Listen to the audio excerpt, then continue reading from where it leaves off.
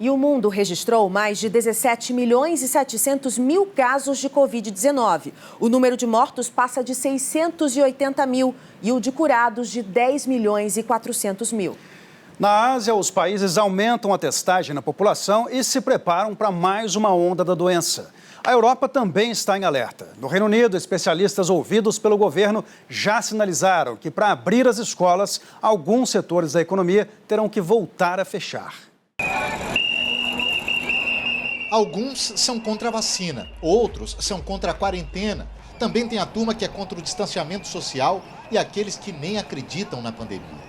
Eles vieram de várias partes da Alemanha para fazer um barulho que, por enquanto, não arranhou a imagem do governo. Pelo contrário, a chanceler Angela Merkel tem a aprovação de 60% dos alemães. O protesto de hoje, em Berlim, foi chamado de Dia Livre da Pandemia. O nome é sugestivo e desejado por muitos, mas ainda não chegou.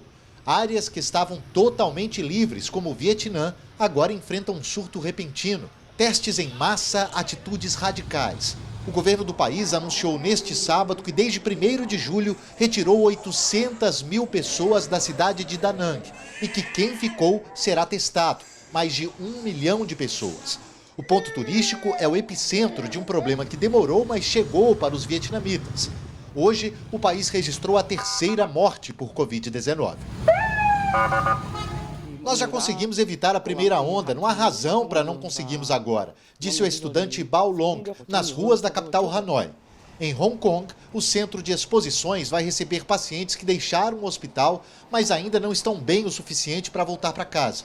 O número de casos no território também aumentou nas últimas semanas. E Tóquio registrou o maior número de infectados neste sábado.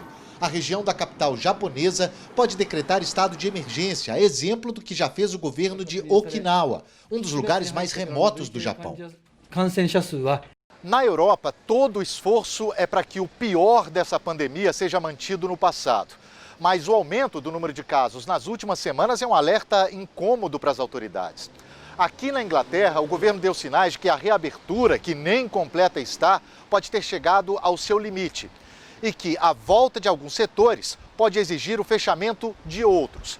Esse sacrifício seria necessário, por exemplo, para a reabertura das escolas no mês que vem. A palavra final será do primeiro-ministro, mas os cientistas que o assessoram já deram uma pista do que pode acontecer nas próximas semanas. Se quisermos fazer mais algumas coisas, teremos que abrir mão de outras. A ideia de que podemos reabrir tudo e manter o vírus sob controle é errada, disse o consultor médico do governo Chris Wilt. Uma das propostas sobre a mesa de Boris Johnson é fechar bares e restaurantes para que milhões de alunos possam voltar às aulas em setembro. Em algumas partes da Alemanha, onde restaurantes e bares estão abertos, a cerimônia de volta às aulas aconteceu hoje. Na França, o governo começou a testar todos os que chegam de 16 países com alta circulação do vírus, como o Brasil.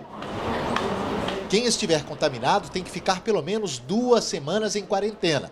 As respostas de cada país são diferentes, mas o objetivo é o mesmo: não deixar a segunda onda ganhar força no verão, para que a situação não piore quando o frio chegar.